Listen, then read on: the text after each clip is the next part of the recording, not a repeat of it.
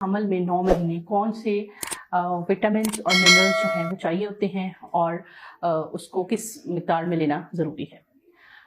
तो मैं हमेशा प्रेगनेंसी को 3 ट्राइमेस्टर में डिवाइड करती हूँ। नंबर 1 14 वीक्स तक, यानी डे 1 से लेके 14 वीक्स तक, जिसको एम्ब्रियोजेनेसिस का पीरियड कहते हैं। उसके बाद 15 से लेके ऑलमोस्ट 31 वीक तक, और फिर 32 से लेके एंड 40 वीक्स तक।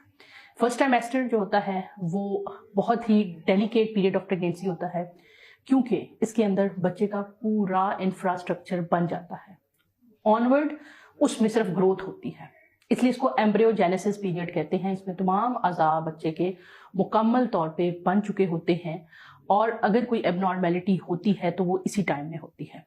इसलिए प्रेगनेंसी के पहले 3 माह के अंदर हम बहुत सारा पेशेंट को कहते हैं कि ख्याल रखें, कोई भी मेडिसिन ओवर यूज ना करें, और जो भी कुछ खाएं मेडिसिन का वो डॉक्टर से पूछ के खाएं, रेडिएशन का एक्सपोजर ना लें, या जो है वो कोई जो टॉक्सिकल केमिकल्स हैं वो उनसे अवॉइड करें।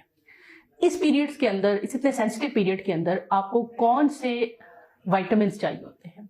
सबसे नंबर 1 विटामिन फॉलिक एसिड होता है। फॉलिक एसिड आपको बहुत ज्यादा क्वांटिटी में आपकी बॉडी को चाहिए होता है। क्यों? क्योंकि बच्चे के cells they are dividing like anything, वो बहुत ज्यादा स्पीड के साथ डिवाइड कर रहे होते हैं, और डिवाइड होने के लिए न्यूक्लियस डीएनए बनने के लिए चाहिए होता है फॉलिक एसिड।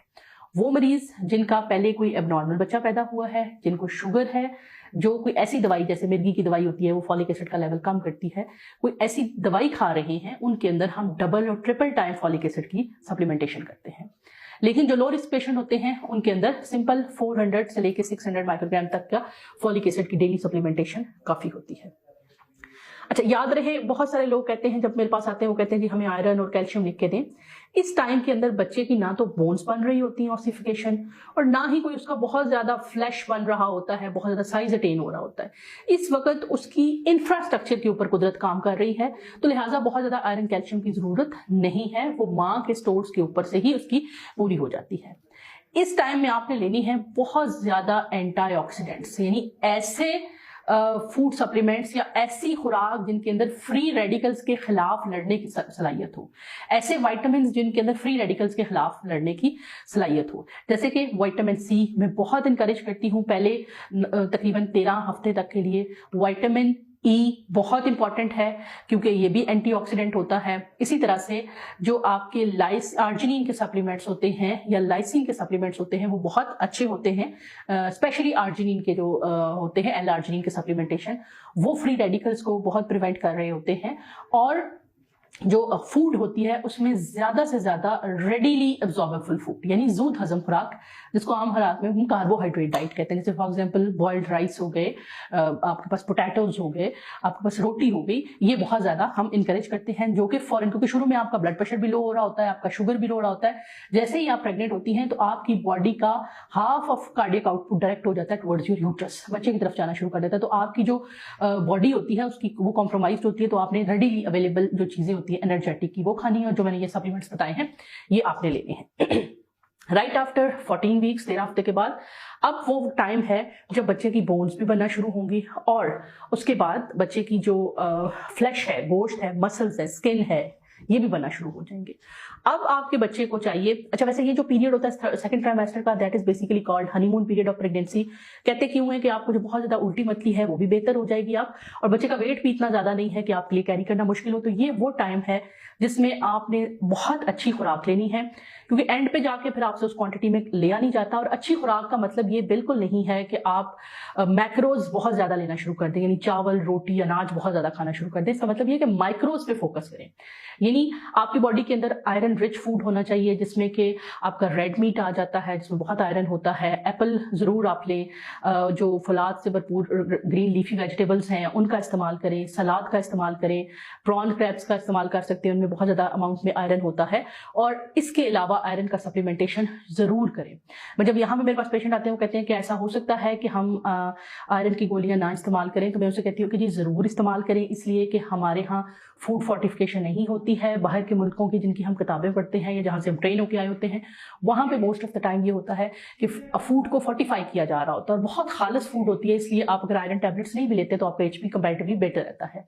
लेकिन जो माएँ अनीमिक्स होती हैं, जिनकी एचपी कम होती है, देखा यह गया है कि उनके बच्चे लो आईक्यू के साथ पैदा होते हैं, तो आप जरूर आयरन की सप्लीमेंटेशन लें। मुख्तलिफ फॉर्म में आयरन की सप्लीमेंटेशन मिल जाती है, टैबलेट फॉर्म में होती है, कैप्सूल फॉर्म में होती है, च्यूएबल टैबलेट है, अब तो बहुत ज्यादा सैशे फॉर्म में भी आ गई है। और जब भी आपने आयरन लेना है तो आपने आयरन के साथ लेना है विटामिन सी। उसका क्या मकसद है? विटामिन सी आयरन की फेरिक फॉर्म को फेरस फॉर्म में कन्वर्ट कर देता है, जिससे क्या होता है कि वो बहुत जल्दी मिनटों में स्टमक में से ड्यूडेनम से एब्जॉर्ब हो जाता है।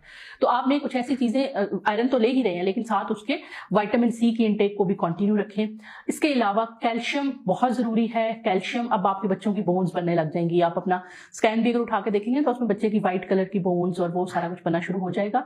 तो उसमें क्या होता है कि कैल्शियम की रिक्वायरमेंट आपकी बॉडी में 800 से लेके तकरीबन 1000 मिलीग्राम तक है। और यहाँ मैं आपको बताते चलूं कि जो दूध का एक ग्लास होता है उसमें तकरीबन 250 से 300 मिलीग्राम तक आयरन होता है। तो 3-4 ग्लास दूध के पीने के बजाय आप 1 ग्लास दूध के साथ जो है वो अगर कैल्शियम की टैबलेट ले लेती है 600 to 800 मिलीग्राम वाली, तो उसमें आपकी कैल्शियम की रिक्वायरमेंट पूरी हो जाती है। कैल्शियम की रिक्वायरमेंट के साथ साथ आपने लेना है विटामिन डी। अगर आप विटामिन डी नहीं लेंगे तो आपकी बॉडी से कैल्शियम एब्जॉर्ब ही नहीं होगा, और अगर एब्जॉर्ब हो जाएगा तो वो आपकी हड्डियों तक सप्लाई नहीं हो पाएगा। उसके लिए विटामिन डी लें, और विटामिन डी की एक्टिवेशन के लिए ये है कि आप सन बाथ लें ऑन बैक पे धूप लगवाएं। कभी भी फ्रंट पोर्शन पे विटामिन डी एक्टिवेशन नहीं होती, हमारे विटामिन डी के जो रिसेप्टर्स होते हैं वो एक्टिवेशन के बैक के स्किन पे ज्यादा होते हैं, तो वहां पे आप जो है वो धूप लगवाएं। इसके अलावा विटामिन के बहुत इंपॉर्टेंट है। विटामिन के रिसेंटली इसके ऊपर बहुत ज्यादा वर्क हुआ है। ये प्रेगनेंसी के अंदर जो जीआई अपसेट्स होते हैं उनके लिए, कैल्शियम की एब्जॉर्प्शन के लिए और प्रोबायोटिक के तौर पे भी काम करता है, और आपकी जो प्रेगनेंसी में इम्यूनिटी लो होने की वजह से जो बहुत ज्यादा आपको लूज मोशन या कॉन्स्टिपेशन होती है उससे ये आपको प्रिवेंट करता है। इसके अलावा सेकेंड ट्राइमेस्टर में, फर्स्ट और सेकेंड ट्राइमेस्टर में जो मरीज आर्जिनिन और लाइसिन की जो सप्लीमेंटेशन ले रहे होते हैं उनमें देखा यह गया है विटामिन सी, ई, आर्जिनिन, इनकी जो सप्लीमेंटेशन जो इनको हम कहते हैं एंटीऑक्सीडेंट, वो ले रहे होते हैं, उनमें देखा गया है कि फोर्थ ट्राइमेस्टर की जो कॉम्प्लिकेशन है जिसमें बच्चे का ग्रोथ रिटार्डेशन होना या बच्चे का जो वो होना है स्ट्रेसफुल होना है, ग्रोथ रुक जाना या फिर बच्चे का खून का बहाव कम होना, ये कॉम्प्लिकेशन बहुत ज़्यादा कम होती है। अच्छा, इसी तरह से एक और माइक्रो न्यूट्रिएंट्स में आ जाता है मैग्नीशियम, फास्फोरस और जिंक, सेलेनियम। ये बहुत इंपॉर्टेंट है ड्यूरिंग द सेकेंड ट्राइमेस्टर, क्योंकि इनकी अपनी अपनी वैल्यू है एज फॉर द बेबी, और ये हमेशा यूजुअली फूड के अंदर जो है वो ये हमें बहुत ही माइनर रिक्वायरमेंट में चाहिए होते हैं, लेकिन उसके लिए आपको डाइवर्सिफाइड फूड खाना पड़ती है। अगर आप प्रॉपर आपको लग रहा है कि आपकी फूड अच्छी नहीं है तो आप इनके भी सप्लीमेंट्स अलहदा से लें। और आजकल बहुत सारी जो फूड सप्लीमेंट जो है मल्टीविटामिन है उनके अंदर ये जितनी रिक्वायरमेंट में चाहिए होता है एड ऑन होता है प्रेगनेंसी के अंदर। अब आ जाते हैं थर्ड यानी कि लास्ट ट्राइमेस्टर की तरफ। थर्ड ट्राइमेस्टर के अंदर आपकी बेबी की ग्रोथ स्पर्ट बहुत ज्यादा हो रही होती है। आपका बच्चा जितने वेट का सेकेंड ट्राइमेस्टर के एंड पे होता है तकरीबन उससे 2 या 3 गुना वजन वो थर्ड ट्राइमेस्टर के एंड पे गेन कर लेता है। तो इसमें एक तो आपने अपनी खुराक में कॉम्प्लेक्स कार्बोहाइड्रेट इस्तेमाल करने हैं। अब आपने कोशिश ये करनी है, क्योंकि ये वो टाइम है जब आपका शुगर भी तेज होने का रिस्क है, जब आपके, तो आपने मैक्रोज में क्या करना है कि कॉम्प्लेक्स कार्बोहाइड्रेट पे आ जाए, और वॉक और एक्सरसाइज को अपनी रूटीन में शामिल रखें ताकि जो आप खाएं वो आपका हजम हो जाए। इसके बाद जो है वो आयरन और कैल्शियम की सप्लीमेंटेशन जो है वो, अगर पिछली में आप जो है वो 100 मिलीग्राम आयरन ले रहे तो अब आपकी रिक्वायरमेंट तकरीबन 120 ग्राम तक हो जाती है, लेकिन उसको एक्स्ट्रा को जो है वो आप फूड से लेने की कोशिश करें। आयरन रिच फूड खाएं, क्योंकि ये वो टाइम होता है जब आपकी तबीयत काफ़ी बेहतर हो गई होती है। मैं अपने पेशेंट से कहती हूँ रेड मीट का इस्तेमाल करें। रेड मीट के अंदर haemoglobin, haem form of iron होती है जो कि ग्लोबिन चेन के साथ डायरेक्टली मिलती है और उसके बाद वो हीमोग्लोबिन में कन्वर्ट हो जाती है। तो आपने इसमें फूड में से आयरन और कैल्शियम का इस्तेमाल जो है वो ज़्यादा करना है। इसमें देखा गया है कि अगर आप पिछले 2 ट्राइमेस्टर में कैल्शियम डेफिशिएंट है या आपके पहले से कैल्शियम के स्टोर कम है तो इसमें आपको बैकएक यानी कमर में दर्द का होना, हड्डियों के अंदर पेन का प्रॉब्लम शुरू हो सकता है। तो लिहाजा विटामिन डी और कैल्शियम की सप्लीमेंटेशन, आयरन की सप्लीमेंटेशन और उसी तरह से जो मैग्नीशियम और जिंक हो गया है, कॉपर हो गया, सेलेनियम हो गया, मैग्नीज हो गया, इन सारों की जो ये जरूरत है वो यहाँ पे पड़ जाती है और ये आपको जरूर जरूर जरूर लेना है। तो इसके अलावा जो आपके शुगर लेवल्स हैं उनको आपने बहुत ज़्यादा कंट्रोल में रखना है, क्योंकि थर्ड ट्राइमेस्टर का आजकल जो देखने में आ रहा है वो यही है कि शुगर बहुत ज़्यादा हाई रहना शुरू हो जाती है, तो आपने शुगरी फूड को जो है वो अवॉइड करना है।